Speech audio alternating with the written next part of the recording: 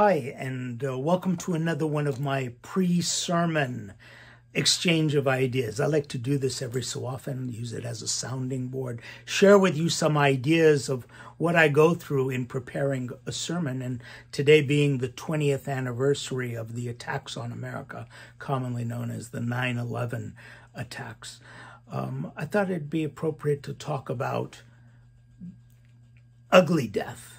Yeah, that's the word. You know, you've probably heard this expression, death is showing its ugly head. And you say, wait a minute, isn't all death ugly? Well, not really. There is what's called natural death. You know, bodies go through a cycle, and at some point the body has to say that's enough. It just can't go on forever. And that's called a natural death. And when death occurs outside of that natural process, depending on what's happened, you can refer to it as an ugly death. For instance, certain types of horrific diseases which come upon people, accidents, drug overdoses, and tragically murder as well. Today, as we commemorate the 20th anniversary of the 9/11 terrorist attack on America, I think it's most fitting and appropriate and truly descriptive to say that September 11, the deaths of September 11, 2001, were of the ugliest type. Since last year, COVID-19 has been the ugly suspect, and now we have a whole new round of deaths. Now, don't worry, I'm not going to quote some obscure statistics coming to you from government agencies or other places. I'm going to talk to you exactly from my life, from my personal experiences as a priest, as a human being filled with emotions. But as a priest during January, February, and March of this particular year, I personally was officiating on the average of 4 to 5 funerals a week. Some of the most bizarre scenes that I have tragically recorded in my memory, I can't forget. On 2 occasions, I officiated at a husband and a wife's funeral. And the same scene before me was, 2 caskets laying out at the graveside waiting for a final blessing. After the second one of those double funerals, I happened to mention this scene to one of my clergy brothers. And he trumped my story by sharing that he was asked by a family to wait before doing the funeral, wait for the passing of their sister before burying their parents, because now the coronavirus was making this into a triple funeral. My aunt passed away this past year, not of COVID-19, but of conditions caused by the pandemic. She was taken to a hospital for emergency care and was forced to spend 2 nights in the hallways because there just was no room in the emergency ward. She died alone. Her only daughter was finally allowed admittance to stand by her. And I, by virtue of being a priest and knowing the chaplain in the hospital, was given an opportunity to share a few minutes to go in there and offer a prayer before my aunt expired.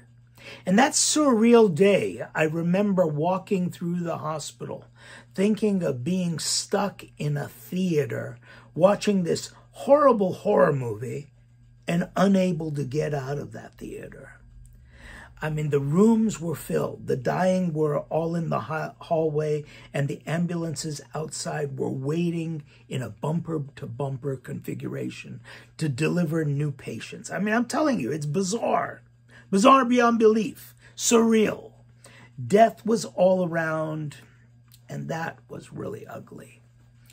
You know, ugliness is not only the descriptor of death, of unnatural death, but from the moment itself, but it is what brings upon an untimely death, what brings it upon. For instance, when death is being accelerated by unnatural causes. Now that's ugly. There was a wave of information going on around the world regarding safeguards against COVID-19 virus, be those safeguards mere masking or vaccination. Misinformation starts with doubt. It's fed by fear and leads to irrational choices and tragically with horrid consequences. I'm always intrigued by people, as a priest, I am intrigued by people who have fallen into the trap of authoritarian commenting on things of which they have no knowledge or very little knowledge about. Early on in my ministry, I found it confusing when I'd run into people who, having read the Bible, had the nerve and the audacity to speak on behalf of God and look down on others who did not see things as they had interpreted it. It's a simple formula that's very appealing to many. Read a book, and you have a complete understanding of that particular subject, even if it is the divine. I often wonder if I were to go to a local library, check out a book on brake repair, and then advertise my services. Who in their right mind would trust their brakes and therefore their lives to me? It's not even imaginable. After the preliminary question, like, what are your credentials? What is your qualification to repair my brakes? Or at the very least, what is your qualification to diagnose my brakes? I mean, who would go to this person? Now let's switch gears, so to speak, from cars and eternal life to viruses and prevention of infection. What is your qualification to comment on this? It's the other type of ugliness then, pretending expertise, diagnosing and dishing out remedies that cause unnatural death. It's akin to crawling under your car to fix your brakes based on a picture that I saw in a book. It's just unimaginable. It's humorous, but in the case where people are dying, you can't laugh at it. You know, at my age, I remember a time when we were plagued by things like polio, smallpox. I remember getting measles and the mumps as a child. People younger than me don't remember these diseases, and that's the point. We now vaccinate against them. I remember lining up at elementary school, yes, LAUSD, and taking the Salk vaccine. As a parent, I remember we couldn't enroll our children into school until they were vaccinated. But in the case of COVID-19, there's a fear that has been fueled by misinformation. And of course, America offers us freedom. But your freedom cannot impose on the freedom of others. You know, the proverbial paradigm is yelling fire in a crowded theater when there is no fire. It's illegal. No matter how intensely you appeal to your constitutional right to free speech, you can't yell fire in a crowded theater without facing legal consequences because you have jeopardized the welfare, the lives of everyone else. Now, we're at a point where we're seeing new deaths caused by new variants of COVID-19 virus. Once again, we are being called in to officiate at funeral services. It's an ugly reality. And even uglier is that people would promote this ugliness. No one can force you to do what you don't want to do. But for God's sake, don't impose your misinformation, your misunderstanding on others. You know, closer to home. And I've got to tell you this because this really impacted me. And I hope by telling it, it'll impact you. Last month, we lost a high-spirited, energetic, and dynamic young priest to COVID-19. Father Malakia Amirian was an exceptional priest. He was only 40 years old. If you had met him, you know he would share immediately with you his love for life, his love for nature, for the church, for our nation. Back in 2009, I met him when visiting Armenia with my son Vladimir. We spent several days together going to remote locations in the homeland. On one occasion, Father Malakia took us right to the shore of the Arax River. It was forbidden for non-military people to be on the shore because the river divides Armenia from Turkey. And it is a guarded area, guarded by the military on both sides, Armenian and Turkish.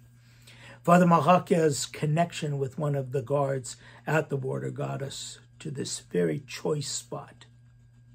I was so overcome with emotions that day, standing on the shore of the Arax River. You know, the Arax, which has been the focus of songs and poems. And I felt the frustration of looking at the fertile land across the river and knowing it was the home of the Armenian people. And it was inaccessible to us that day.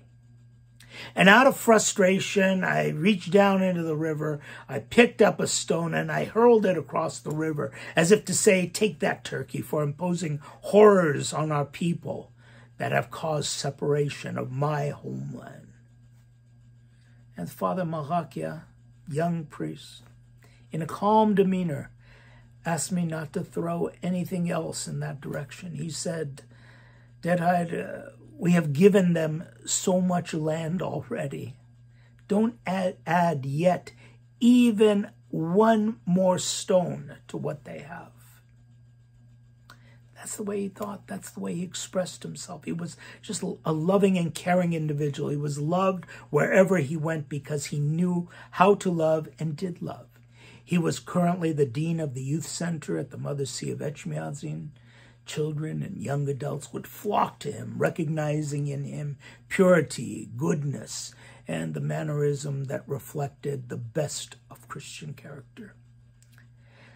Since the time we first met, whenever he'd visit to the United States, he'd come to our church for services. His loss was a great one for his family and friends, but mostly for the Armenian church. This coming Monday, September 13, Father Mahakia would have turned 41 years old. For us, he will forever be 40. Yes, I can easily say his was an ugly death. Last year saw too many people die an ugly death. For Armenians, it was even uglier.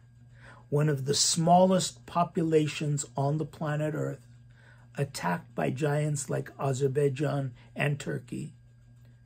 Over 3,000 Armenians were killed during a 44-day war. To borrow from Father Mahakia's exhortation, we've given more than enough. Let's not give even one more stone, one more life. I'm asking you to exercise caution. Mask, vaccinate, and most importantly, don't participate in spreading ugliness. It's a message for today, on this 20th anniversary of the ugly attack on America. It's a message for us always to keep, first and foremost in our lives, the beauty of life and appreciate every moment that God has given us as something beautiful and natural for us to cherish. God bless you.